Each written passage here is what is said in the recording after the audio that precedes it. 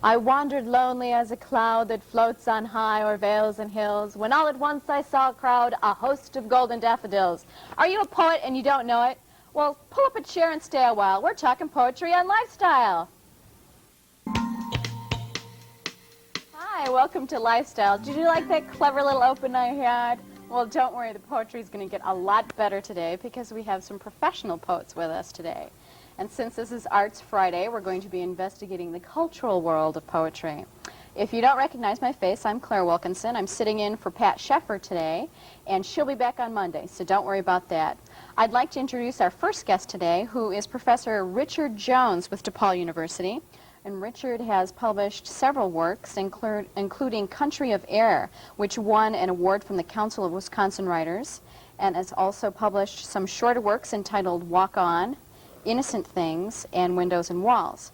And most recently, you told me that you are now editing a publication which you've been involved with for several years called Poetry East Journal, and that is published by DePaul, and you're the editor. Right. I started it 10 years ago in New York City, and had no intention whatsoever for it to last so long. It was really meant as a way for me to read a lot of poetry, to become educated about poetry, and then to move on. But the magazine grew up, became respectable, and now has found a home at DePaul. Everyone, of course, says, well, are you going to call it Poetry Midwest now? But I think I'm going to keep it Poetry East, and we're at DePaul, and we've been there for 2 years now, and very happy. Well, that sounds very interesting. Now, you had said that you had started the journal yourself just as a way to educate yourself. Right. What got you interested in poetry in the first place? How are poets made? That's a great question, and one that's often asked and never answered, at least to my satisfaction, and I don't know that I'll be able to do it either. I think that the poets are born of readers. A lot of people, I think, believe that poetry is a matter of just self-expression, that poets are somehow a select group, or that they're unique somehow. But I think that really what happens is that they read a great deal, they become involved with language, and through that apprenticeship then begin to speak. And I think that for me that was the case. I read a great deal. I was an English major in college, like many people.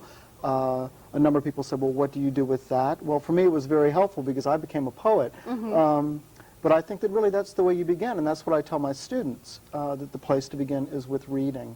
And I think that's the case with most poets. Now, you teach creative writing at DePaul also. Right. Poetry and fiction. Poetry and fiction.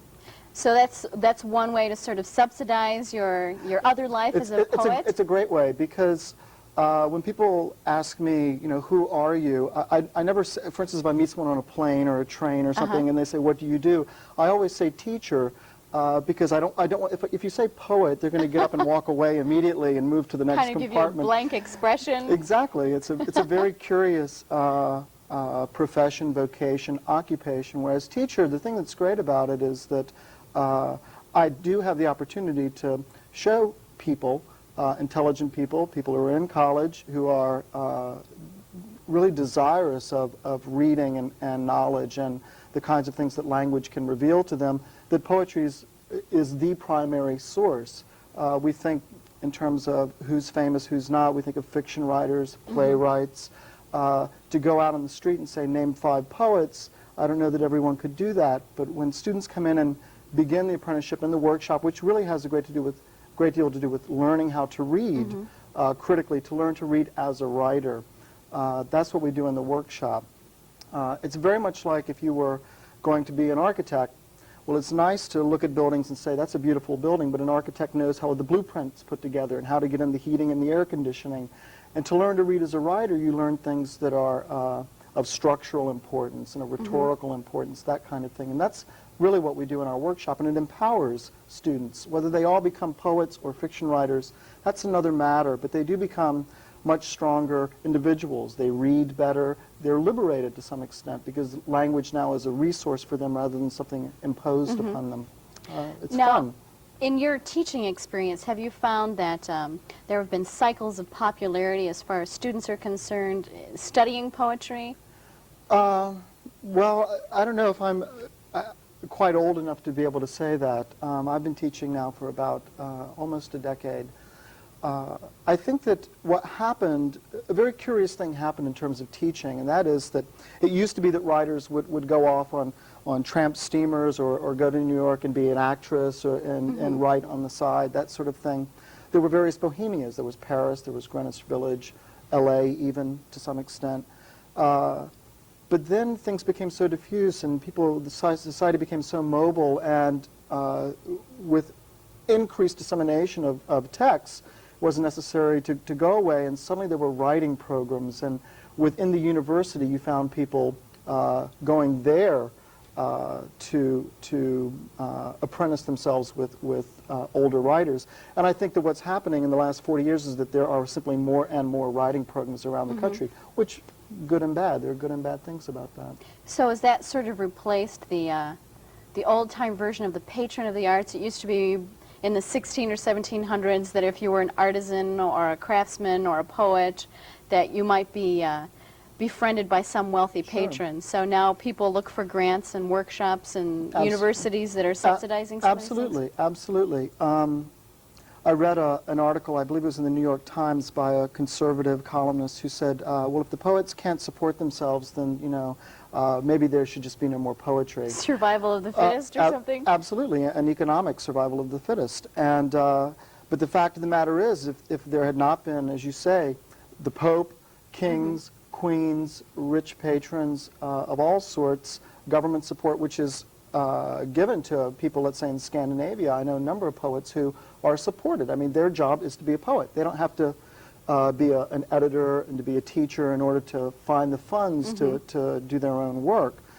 They are supported by the government. That's more diffuse in the United States. You have to sort of go to, you know, more places. But there are those opportunities, and yeah, I think that's very much, sadly, but at the same time, I think that there are enough people that recognize the importance of poetry that it continues to be supported. Well, talking about that recognition of the importance of poetry, would you feel that, say, in European countries, that poetry is valued more than it is here in the United States? Sure. Before we went on the air, we were talking about Pablo Neruda.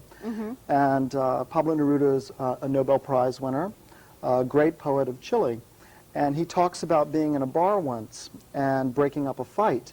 And he goes out in the alley afterwards, and the guy, the larger guy in the bar who he'd said, hey, you know, let's not fight, grabs him and is getting ready to pummel him. And he grabs him and he pulls him up and he holds him up into the streetlight and goes, oh, you're Pablo Neruda, and starts reciting his poems and saying, you know, I met my wife by reciting my poems to you.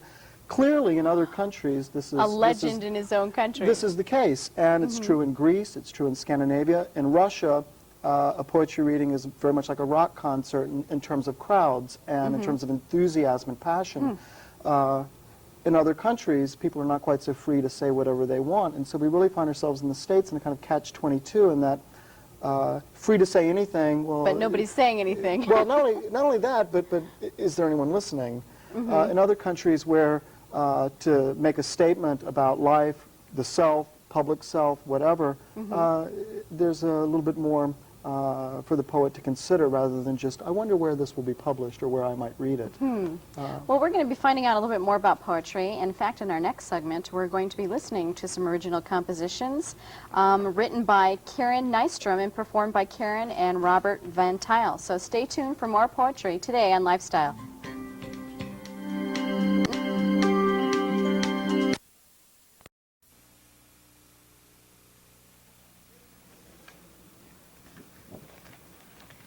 First there was Eddie, then Edna, and a squalid little time Edna calls Eddie's first marriage.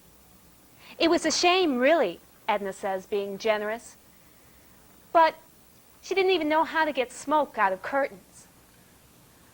Over to the left, Eddie's cigars are dealt with either poker or an exciting ball game, and that includes kickball in the alley.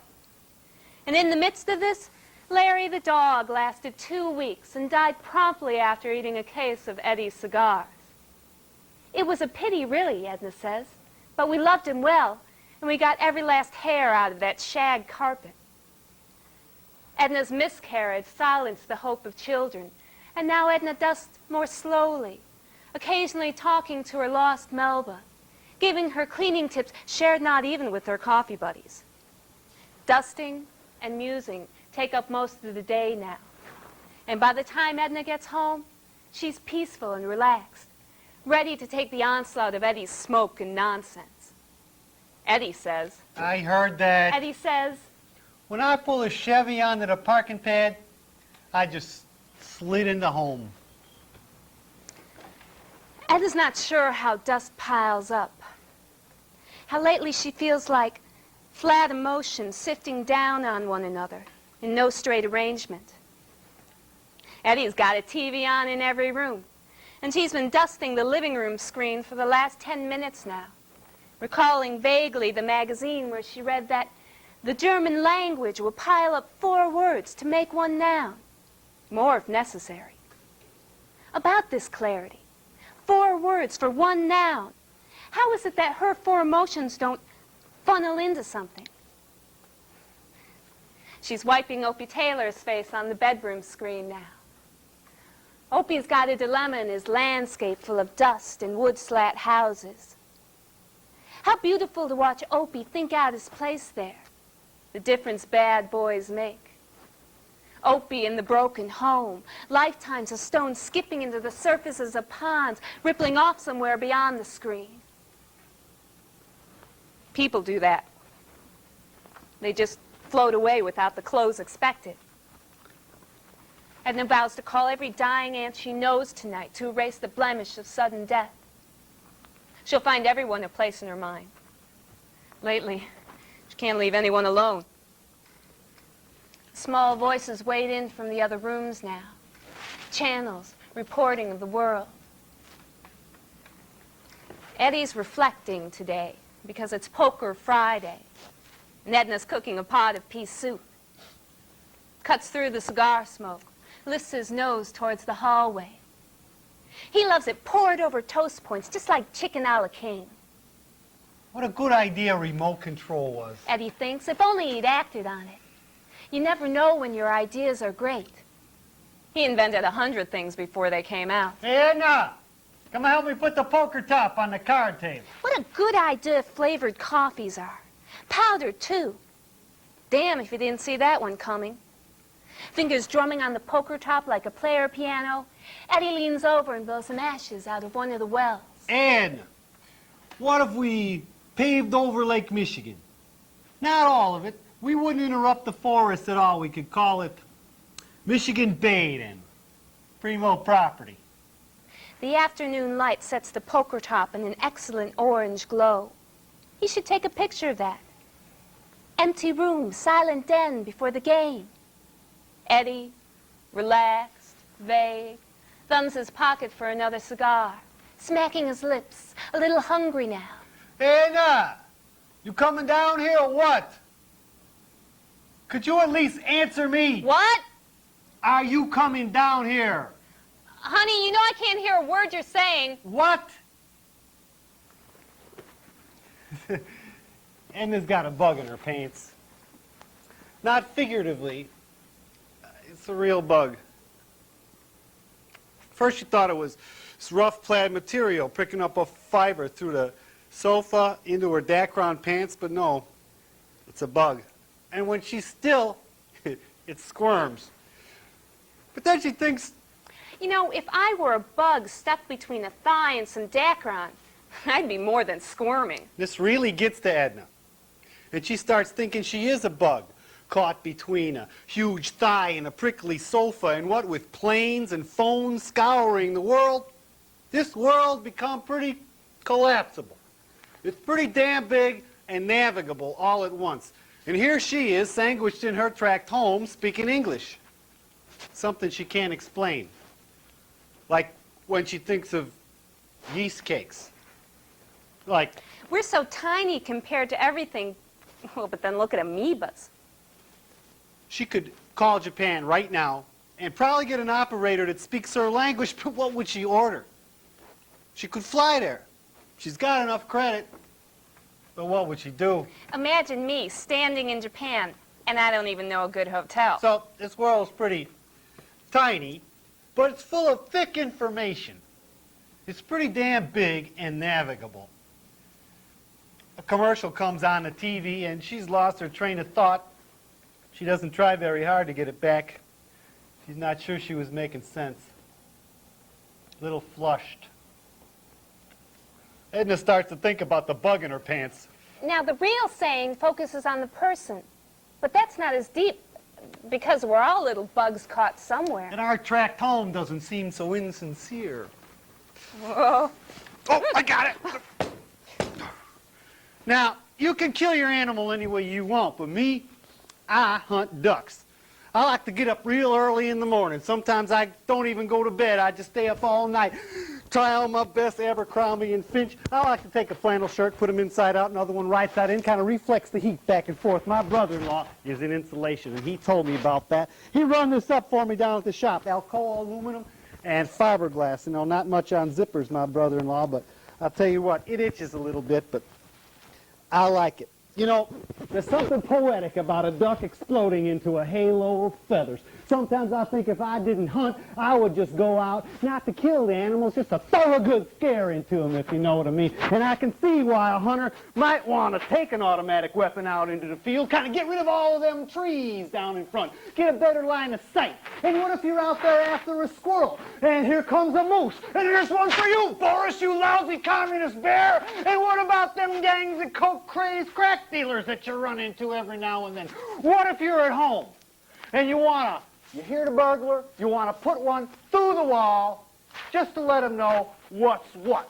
Your average 38 won't go through a single cinder block. So what I say is, what happens when glasnost turns into blasnost? And you'll be stuck at home with your domestic weapons and your 15-round clips. I'll tell you something else. Like I told the boy, I said, son, if you see a duck, you kill him.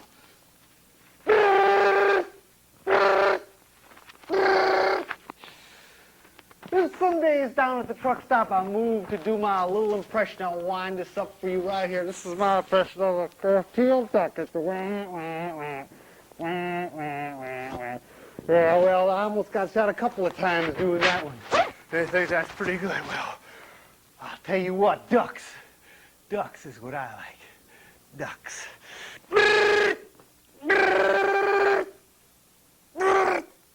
Sit down. Thanks. What's the matter with the TV?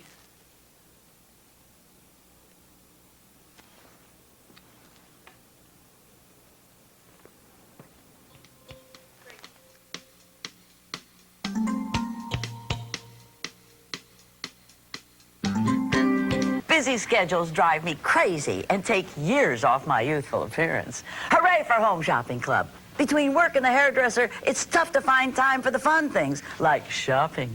You can shop TV's Home Shopping Club day or night, even when your hair's a mess. You'll get brand name products without paying brand name prices. No traffic, crowds, or long lines. Busy schedules? Aha! No problem. Tune in Home Shopping Club.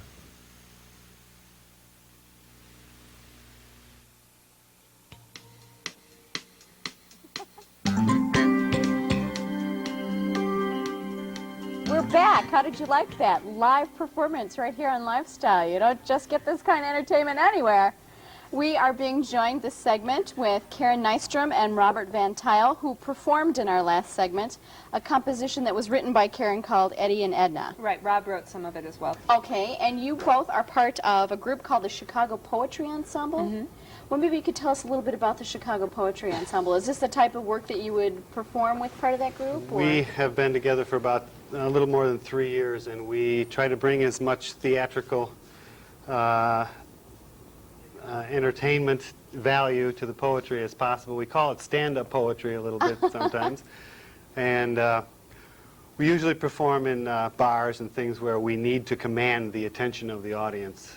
So that's one of the reasons we make it flashy if we can. Yeah, it's either that or get heckled, so. You need to do a lot of attention getting, I imagine, in Right. that particular arena. Now, you'd mentioned that the group's been together for 3 years. Right. Now, how many people are in this group? There's 6 of us, Okay. and ranging from, I'm the youngest, to a man named John Sheehan who's 65. Oh, really? Yeah. Now, what walks of life do all of the people come from? Are most of them frustrated poets that have joined you in your effort to... We're all very, very satisfied practicing poets. Actually, none of us good. maybe frustrated because we don't work as much as we want to, perhaps. But we have some real. One of the guys is in real estate. Another one is I'm a teacher. Karen is a part-time model. And she's just recently been published in the Denver Quarterly, as a matter of fact. Great. And the group, under my direction, is putting together a book for one of our people, John Sheehan. We're producing a book. We have several projects going on. Now, when you say produce a book, would that be sort of a collaboration of the 6 of you in the ensemble? Well, no, or? this is his poetry, particularly. His but work. Oh, okay, we are I see. using some of the talents of the group to raise funds and do performances and so forth. Oh, that sounds very interesting. Now, we were talking a little bit about in the first segment that, you know, there used to be that system where you'd have wealthy patrons who would befriend you and subsidize the way you would have time then to devote to writing and exploring your creative side. And you had just mentioned a little bit about how a lot of you have to do other things too in order to be able to fund some of these things you do. How do you fund the Chicago Poetry Ensemble? Is it Pretty much out of our pockets. so Yeah. it's a And- labor of love then? Well, and we will also take the bar patrons' money as well. Willingly. Yes, we either pass the hat at the end, or we will charge a cover, or just beg. You know, that works sometimes. Now, when you started this group, how did you start networking to find places that would be receptive to having a group like yours come in and do some performance poetry? Well, when we began, we all met at a dive bar in Wicker Park, and a fellow named Mark Smith got us all together as a group. And from then we moved on to a place called the Green Mill, and after, you know, the initial shows, venues started popping up, really, and where you could go and perform things. And there are, I'd say, about 12 to 15 places around the city now that have performance poetry on a regular basis. Oh, great. We want to touch on some of those in our last segment so people can get an idea of where they can come see you and some other people that are performing At one poetry. point, we had our own venue at a place called Scenes on Clark Street. Once a week, we would either present our own work or work in collaboration with a poet that was not in our group. And we did that for about 6 months. But the networking comes basically from places like this where you work with other poets, you meet them, see common interests. And everybody supports everyone, hiring and getting them. If you have a slot to fill, you have your little Rolodex of poets to go to. And So the P section is pretty full then. well, it's, yeah, not everybody's name begins with P. But No, Richard was mentioning in one of our conversations during the breaks that what he found to be interesting about Chicago is that there seems to be a lot of performance of poetry as opposed to some other places like New York and other places where you've lived. Do you find that to be true too, that Chicago seems to be sort of unique in that aspect, that there's a very active poetry circuit, so to speak, in the city? It is very active. I mean, even just the 3 years I've been involved in it, I think it's doubled in size, and in places you can go and read. And almost every time I walk into a venue, there's at least 3 people there I know, which is nice, you know.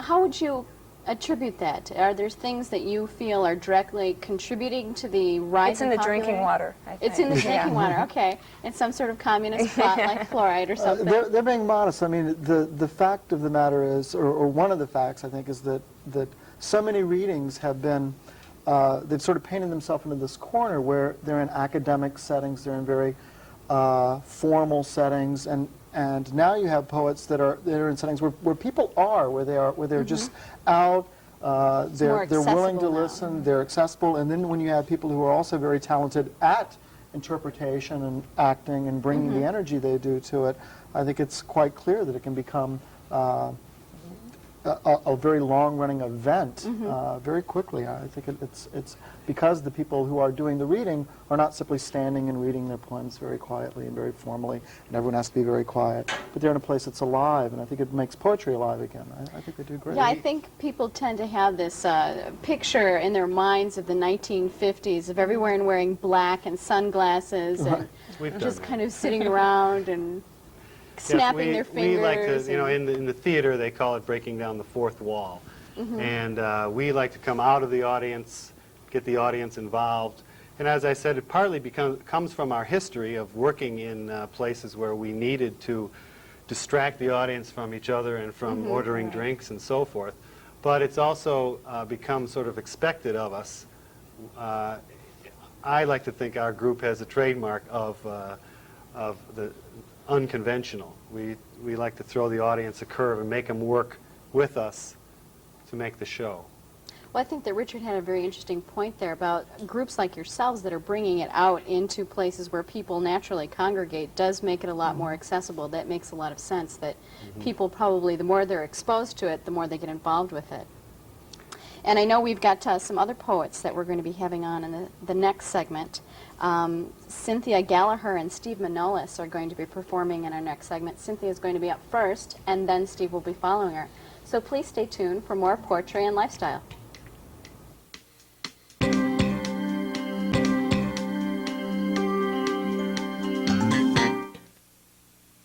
Looking for someplace.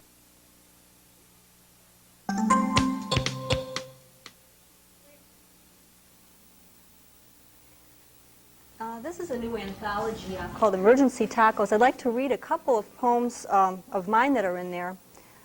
The first one is about a celebration in Mexico called El Día de los Muertos, and it's similar to All Souls Day, but it's called the Day of the Dead. A pot of chocolate melts and bubbles like mud. Fresh, sweet corn releases starch, and a room scrubbed for El Día de los Muertos.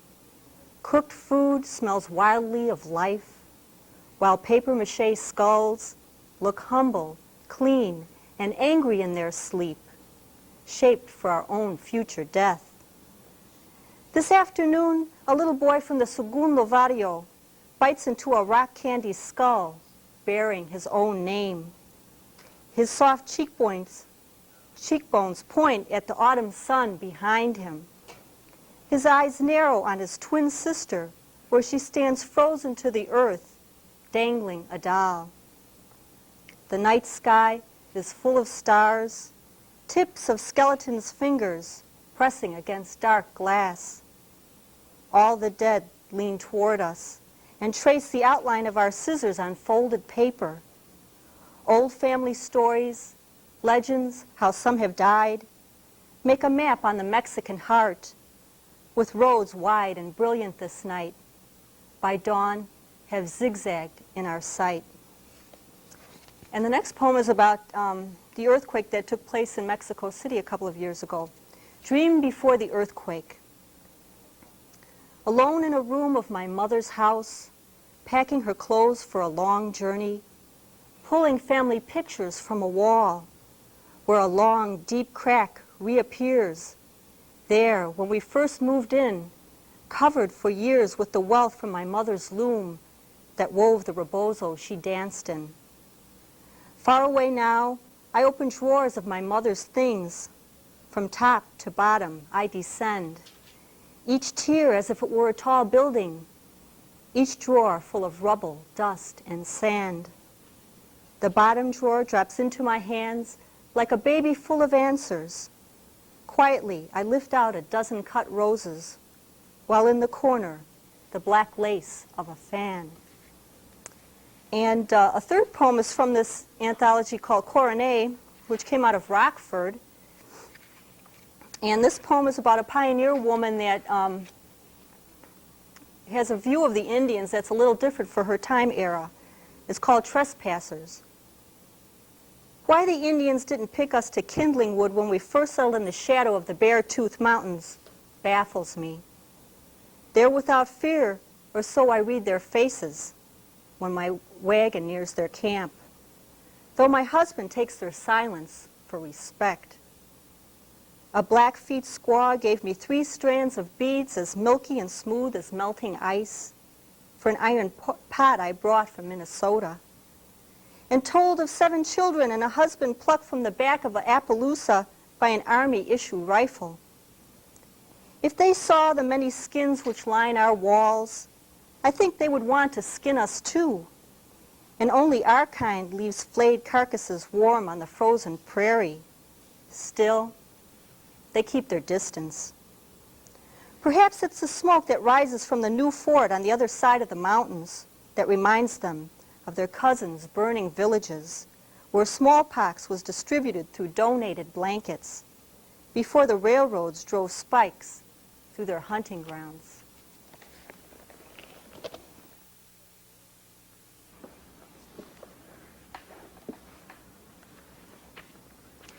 My first poem is about my father, who was drafted during the Korean War, and he wasn't shipped overseas. Instead, he stayed stateside and played baseball in the Army. My dad played baseball in the Army while Korea was at war with itself. After it was over, my dad married and I was born. The Cubs gave him an opportunity to become a pitcher, but he chose to be a father and stayed drunk in his sorrow, worked at Wrigley Field sweeping garbage, and collected baseball bats. I was too little for those 36-ounce ashen trees, but Dad took care of that for me. You see, he sawed off the 10 inches of baseball bat to keep my swing smooth, sweet, pure, and natural. I was only 5, but Dad dreamed baseball dreams for me, wanting to live through me, become the baseball player he couldn't be through me. He stood 60 feet away, smoking fastballs, dropping sinkers, fluttering knuckleballs past my strike zone, chipping out the stone wall catcher backdrop, and I swung, oh I swung, missing everything thrown, fanning the wind, whistling with the breeze. I tried to be the baseball player my dad wanted to become. I gave it everything he had, only I didn't connect. You see, my dad didn't realize those 10 inches he sawed off, those 10 major league inches contained the sweet spot of the bat, contained all the home runs that should have been, that could have been the baseball player he drank away. I am drawn to the shallow rise and fall of black satin silhouetted against a full summer moon, which slowly drifts across an open window. I tiptoe like a thief, stealing the scene, leaving fingerprints everywhere. Steam rises from the sweet sweat of a moments ago passion. I slide back between sheets that are once again cold. I seek her warmth, turn towards her, touch the rise of her round, soft, curvy hip. Look for the passion that has always been in her eyes at moments like these. Her face turns, and I awake, wishing her there. By the campfire. Marshmallows hang on to long sticks, languidly bubbling brown. Your hair lies on my chest, your arm around my waist, my mind drifting among your dreams. Our faces reflect the orange-red flames that reach skyward into a night that has become a backdrop for this star-laden evening. A crisp September wind wraps around our skin, caresses our soul. The marshmallows drip off the sticks.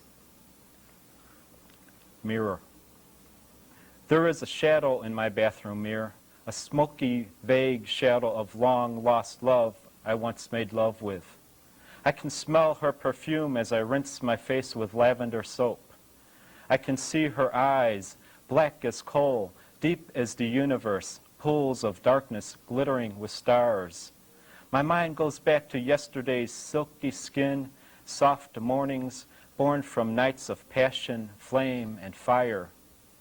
Now those flames smolder, heavy breathing subside. Her fingers that once ran through my hair become the comb in my hand. The reflection in the mirror turns opaque, vanishes.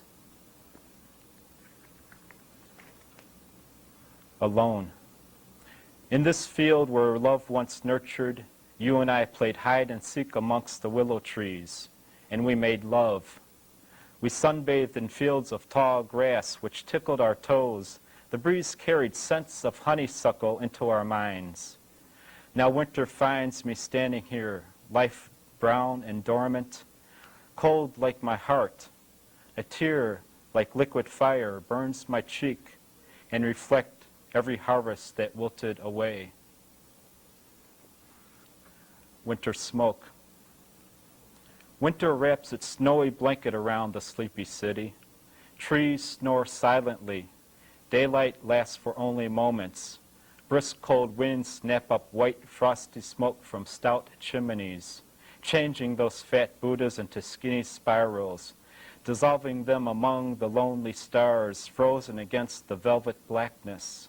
A thumbnail moon chases a runaway sun. Frosty windows yawn with rising shades, and Mr. Coffee carries a tune with crackling bacon and sunny side-ups, filling our sleepy minds with warmth, our stomach with contentment, and Sunday comics laugh heartedly on open laps, and good morning hugs start another day.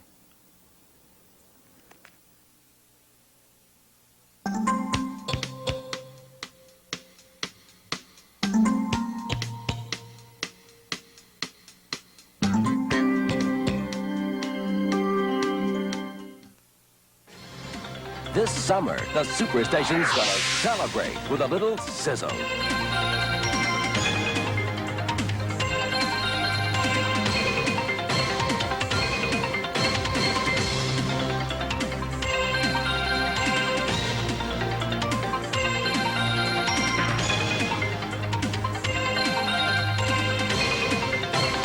Add a little sizzle to your summer with the best from Superstation TBS. Turner Network Television, the new channel on cable TV with all kinds of good stuff. TNT, bringing back thousands of classic movies, more than 250 every month. TNT, the exclusive home of Muppets, Fraggles, Gorgs, and Doozers. TNT, new original motion pictures, movies you can't see anywhere else. The good stuff's on TNT. If you can't find the new TNT channel, consult your listings or check with your cable operator.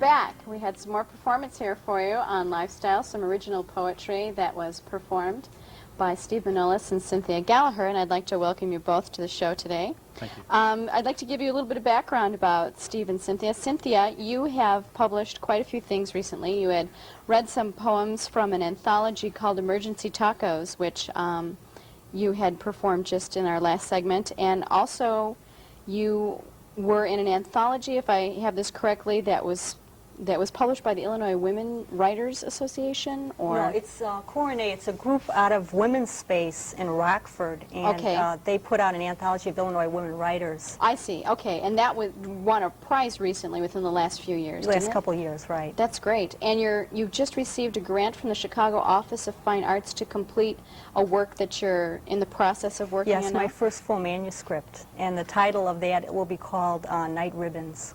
And now when you say a full manuscript, how does that differ from what you've done before? You've participated in anthologies before, and this will be more of a complete work of just your own work? Yes, it'll be about 50 or 55 pages of my own poetry. Now, how long does it take to do something like that? Well, I've been writing poetry for 15 years, and I have a lot more poetry, but for this collection, I've taken, 50 pages of material that I really enjoy. So I'm sure that's pretty time-consuming, going through all of your own works and figuring out how you want to combine. It's a hard decision to make. Right, I'm sure it is. Now, Steve, you have an open mic at the Sheffield School Street Cafe. That's correct. Okay, now on Thursday evenings, people can come, aspiring poets can come and perform some of their works at your cafe? That's right, and it starts at 8:30. And following the open mic, which lasts for about 45 minutes to an hour, depending on how many readers, I have also a feature poet. And for that poetry, I ask for donations, and then all donations go to the future poets. Great. That's a good way to hopefully subsidize some of the expenses of being creative in Chicago. Well, it's strictly for the future poet. I get nothing out of it, but I do it for love of poetry. Helps encourage people to Yeah. keep Oh, writing definitely. poetry. Definitely. That's great. Now, you've also been published in some publications such as the Permanent Press. That will be coming up later on this year, so Okay. they've already accepted some of my material. And Tomorrow Magazine. They've also accepted, and that should be coming out sometime next year. Okay, February, Mundelein Review. That's been published. And, am I pronouncing this correctly, the Scene Zine Review? Scene Zine. Scene Zine Review, okay. And you were also part of a poetry ensemble yourself recently called the Saturday Night Poets. 3 years ago, that's when I first started performing poetry. And we lasted for about 2-3 months, did about 4 performances. And we did it in a small little theater at Artists in Residence. It's a building in North Chicago, Okay. on North Chicago. Now, have you found your experience to be similar to Richard and Karen, that the more you go out into different cafes and different venues, that the more you expose people to poetry, the more it becomes popular, more people want to hear more poetry? Definitely, yeah. If you're a good poet and if you're accepted, then definitely. And it's also a good way to meet new people and other poets. And I go to about 3 or 4 readings a week, and it's definitely the only way right now to market yourself and to be able to get yourself known as a poet. It's the best way, and also to find future poets to do my own poetry review at the School Street Cafe. Now, Cynthia, do you find that you go to readings and performances a lot yourself, or perform in them and attend them as well? Well, I used to go quite a bit. I don't go as much as I used to, raising a family now. There's not that much time. So I've found myself more like being in the house and writing poetry and spending more time reading and that type of thing, which is, you know, what I've been wanting to do for a while. Now, you've all talked about this, and the image that comes to mind is this is like stand-up comedy, that you have to make the circuits of the clubs, that it's a very small, well-known family of people working together in the same kind of environment, that it's a very familial type of thing. Karen, you had mentioned that a lot of times when you go perform somewhere, you'll see 2 or 3 familiar faces.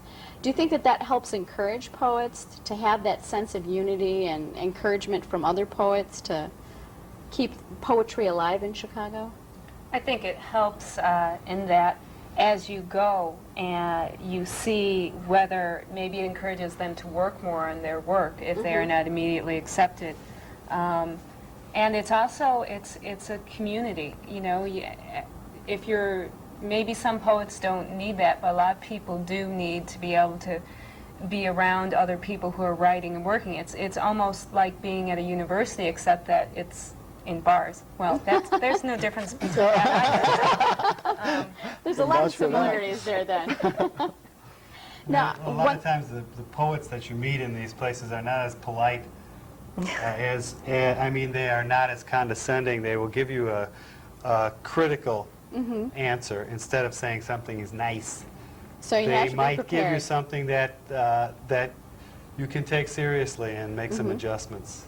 Well, and I think some of the preconceptions that people have about poets is that, first of all, you have to suffer a lot, and you have to be in a lot of pain, you have to have a pretty miserable life, and that you really don't succeed at all. Okay, now everyone's nodding their heads like, yeah, well, that's still pretty true. Do you feel that that's something that still exists, though? I think people who write poetry don't necessarily have to be tortured at all. No, I don't think so. I think if you just open up your eyes to what's going on out there and just write about what you ever feel is writing, it's one form of art. People paint, we write, other people sing, people dance. It's a form of self-expression. Where do you find your inspiration? I think that's probably a pretty mysterious concept for people who don't write. In these poetry bars. Very often, one of our, a common friend of all of our, Cindy Salach, wrote a poem about leaving the Green Mill, which is a big venue on Sunday nights in Uptown. And she said that she was pregnant with poetry. And when you go to these venues and you see things that you like, you might not necessarily incorporate it into your own work, but you are inspired to try and, if not emulate it, try and surpass it in some way. And it's a challenge. Poetic one-upmanship? Basically, and a lot of times we get into this argument about which came first, the poetry or the performance. And I will occasionally write a poem that's meant to be performed, whereas other people write them on a paper and then read them. I think we, as a group, people who get up and stand up and vocalize, sometimes will adjust their poetry a little bit differently than if they had sent it into a magazine or something. Yeah, I imagine there's a very, very different attitude about poetry when you're performing it or reading it. We're going to be talking a little bit about how you can expose yourself to poetry, some of the different places, the cafes you can go, the different quarterlies and publications that you can read. So stay tuned for more poetry on Lifestyle Today.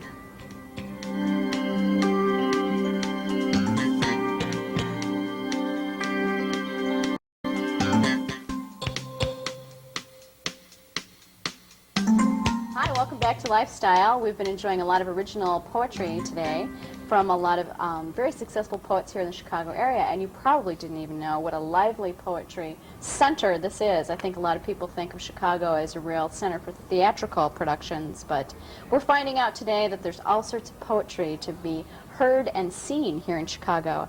And in case you would like to hear and see some more poetry performed, I have some information for you.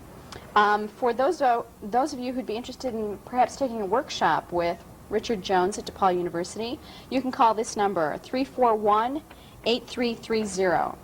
And I'm sure he can also give you some information about the publication that you edit, the Poetry East Journal. And also, we had Karen and Robert performing some original compositions of Karen's. Well, both of you had contributed to that piece, and they're part of the Chicago Poetry Ensemble. And if you'd be interested in having them perform at a function, you can contact them at 463-7588. And then Cynthia, you mentioned that you're going to be performing in August at Guild Books. August 16th, along with the other Emergency Tacos poets. Okay. And that'll be at Guild Books, right? Oh, and where is Guild Books located? It's north of Fullerton and Lincoln Avenue, right across from the Biograph Theater. Okay, and the phone number there is 525-3667. And of course, we mentioned that there is an open mic night on Thursday nights at 8:30 at Sheffield School Street Cafe, and Steve Manolis is the one who hosts that. And that's located at 1011 West School Street. Right. And the phone number there is 281-5139. So if you'd like to get some information about stopping by on Thursday night and perhaps performing some of your original compositions, Steve's the man to talk to.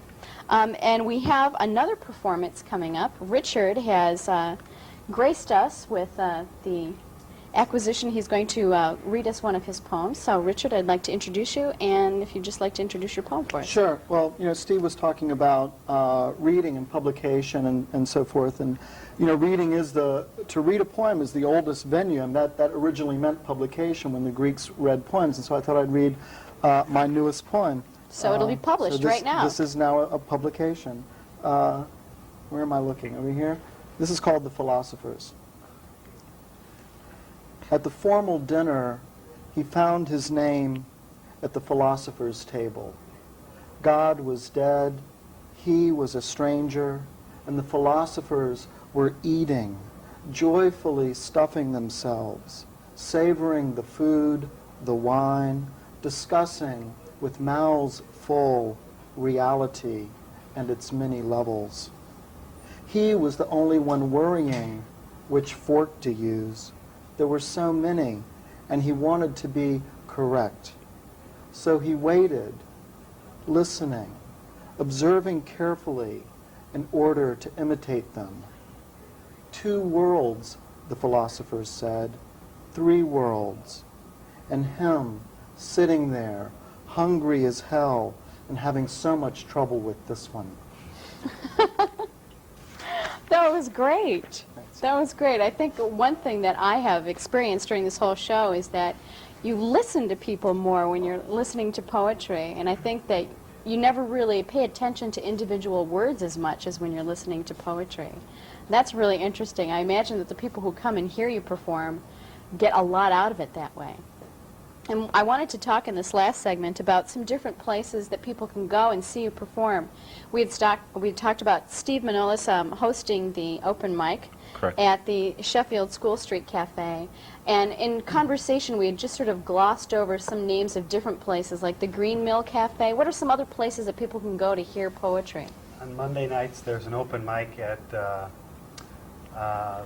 Get Me High Lounge, Honore, 1800 Honore Avenue.